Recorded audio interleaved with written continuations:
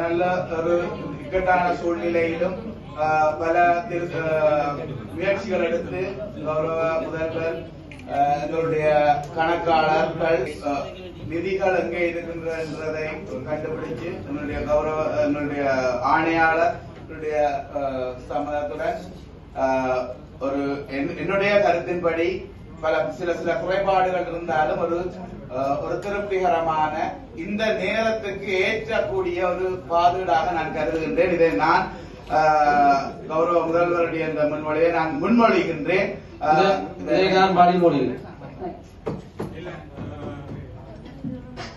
நாங்கள் இந்த பட்ஜெட்டை ஏற்றுக்கொள்ளையில நான் அந்த கருத்துல சொன்ன குறைபாடுகள் அதுல நீக்கப்படாத பட்சத்துல இந்த பட்ஜெட்டை நாங்கள் ஏற்றுக்கொள்ளவில்லை. கட்சியை சொல்றதுன்றதுக்காக கட்சியை கதையை கேட்டு வந்து இங்க கதைக்காங்க. நீங்கள் மக்களுக்காக தெரிவு செய்யப்பட்ட பிரதிநிதிகள் கட்சியிட்ட தலைமையை சொல்லிவிடும் அங்க போய் விடாத அப்படி விடக்கூடாது. இந்த நோக்கத்தின் அடிப்படையில் உண்மையில செய்யப்படுற மாதிரி இருக்கு. அப்படி இல்லை, ஒரு மனச்சாட்சியாக நாங்கள் ஒரு மக்களுக்காக சேவை செய்ய வந்த நாங்கள் என்ற ஒரு உயரிய நோக்கோடு செயல்பட்டால் உண்மையிலே ஏற்றுக்கொள்ளலாம். இதுல என்ன பிரச்சனை இருக்கு? இதுல ஏற்றுக்கொள்ள முடியாத விஷயம் என்ன இருக்கு? உங்களுக்கு வருகின்ற வருமானம் இந்த உள்ள அனுகூலங்களை உங்களை கரவிட்டாம் என்று சொல்லுவீர்களா?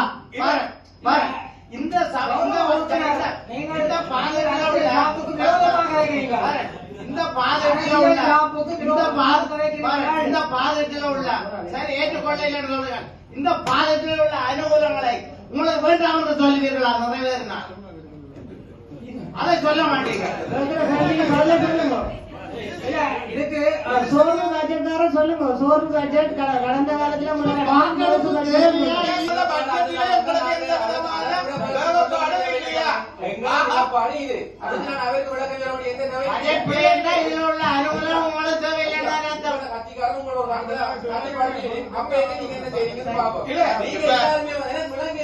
நீங்க ஒரு பெரிய ஒரு அரசியல் தலைவரோட சார்ந்தாக்கள்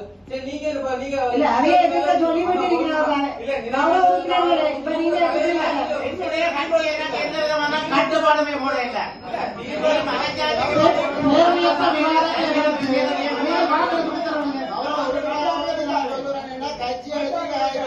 இது எங்களுடைய சபையில் இது சபை கட்சியோட எடுத்து கட்சி தலைவர்களை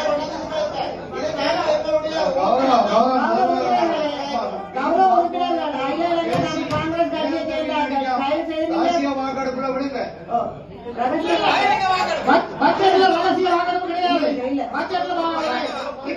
பாதிப்பை ஏற்கிறதா இல்லையானது வாக்கெடுப்பல்ல. ஏற்றுக்கொள்ளணும் அல்லது வெளிப்படையான வாக்கெடுப்பு வேற சபையில உள்ளாட்சி மன்றம் நடந்திருக்கு. வெளி வடக்கு பிரதேச சபையில தொடர்பான வாக்கெடுப்புக்கு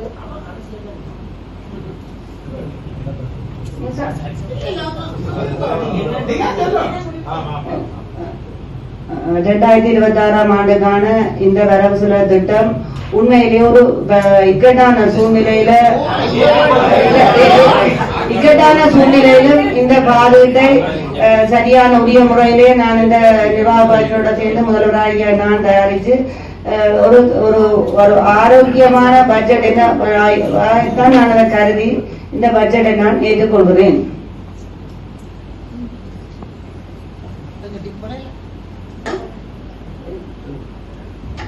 இந்த வரவு செலவு திட்டத்தை நான் ஏற்றுக்கொள்ளுகின்றேன்.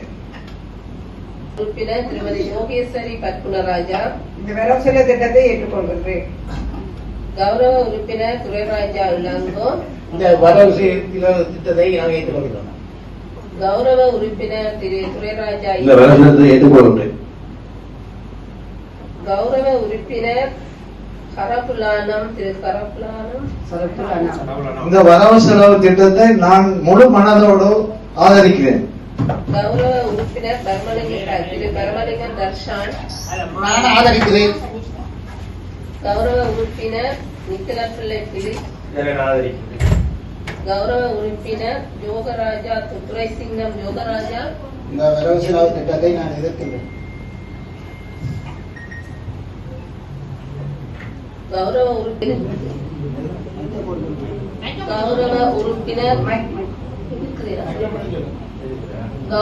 உறுப்பினர் திருமதி மதிவதனி சுபாஸ்கரன், கௌரவ உறுப்பினர் திருமதி கார்த்திகா ஜெகநாதன்.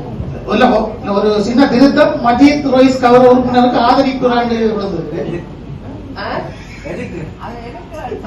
எம்பிபி கட்சியாலே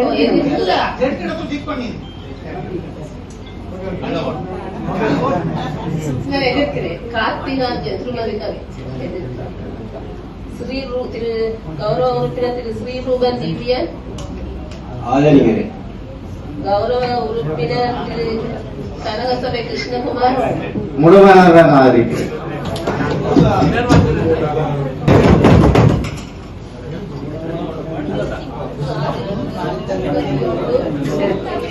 இருக்கிறது 23 எதிர்க்கிறது 21. எல்லாரும் பார்க்கக்கூடிய மேற்கொண்டு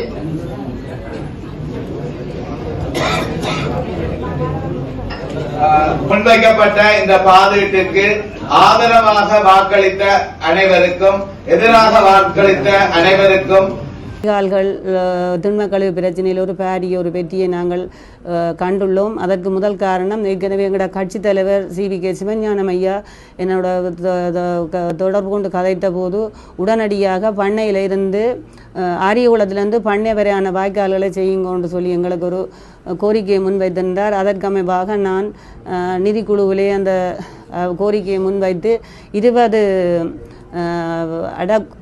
தொழிலாளர்களை நியமித்து உடனடியாக நாங்கள் அந்த வேலையை இந்த 2 மாதமாக இந்த மாநகர சபையிலே முழு அனைத்து வடிகால்களும் தூர்வாரியல் துப்புரவு பணிகள் செய்தபடியாக தான் இந்த முறை நாங்கள் உண்மையிலே யாழ்ப்பாணம் நல்லூர் எல்லாம் ஒரு கூடுதலான ஒரு அனர்த்தத்தை நாங்கள் இந்த முறை எதிர்கொள்ளவில்லை என்று இந்த பாதுகாட்டிலே நான் அதை முறைக்காக சந்தோஷமாக மக்களுக்கு கூற விரும்புகின்றேன். இனிவரும் காலங்களிலும் மக்கள் நான் இந்த எங்களோட டவுன் சம்பந்தமாக எங்களோட உறுப்பினர்கள் தெரிவித்த ஆதங்கத்துக்கு முழு மனதாக நான், என்னுடைய கட்சி சார்ந்த உறுப்பினர்கள், ஏனைய கட்சி சார்ந்த உறுப்பினர்களும் என்னோடு ஆதரவாக நின்று அவர்களும் இந்த இப்படியான ஒரு பணியை செய்வதற்கு ஒத்துழைப்பு நல்க வேண்டும் என்று கேட்டு மக்களுக்கு நான் இந்த நேரத்திலே தொடர்ந்து நான் ஒரு சிறப்பான சேவையை இந்த மாநகர முதல்வராக உங்களுக்கு நான் வழங்குவேன் என்று கூறி விடைபெறுகிறேன். இன்றைக்கு 5ஆம் தேதி 12ஆம் மாதம் யாழ்ப்பாணம் மாநகர சபையினுடைய 2026ஆம் ஆண்டிற்கான பாதீடு கௌரவ மாநகர சபை முதல்வரினால் இன்று சமர்ப்பிக்கப்பட்டது. பல வாத பிரதிவாதங்கள் சபையிலே முன்வைக்கப்பட்டன, ஆரோக்கியமான கருத்துக்கள் பகிரப்பட்டன, மக்கள் சார்பான கருத்துக்கள் முன்வைக்கப்பட்டன. இவற்றையெல்லாம் கருத்தில் கொண்டு இந்த இக்கட்டான சூழ்நிலையிலும் மாநகர சபையின் அடுத்த ஆண்டுக்காக ஊழியர்களுடைய சம்பளத்தில் 40% 60% கொடுக்கின்ற ஒரு துப்பாக்கியமான நிலைக்கு மாநகர சபை தள்ளப்பட்டாலும் அவற்றை எல்லாம் கருத்தில் கொண்டு யாழ்ப்பாணம் மாநகர சபையினுடைய எங்களுடைய முதல்வர், ஆணையாளர் மற்றும் கணக்காளர்களுடன் இணைந்து என்னென்ன பொறுமுறைகளை கண்டுபிடித்து மக்களுக்கு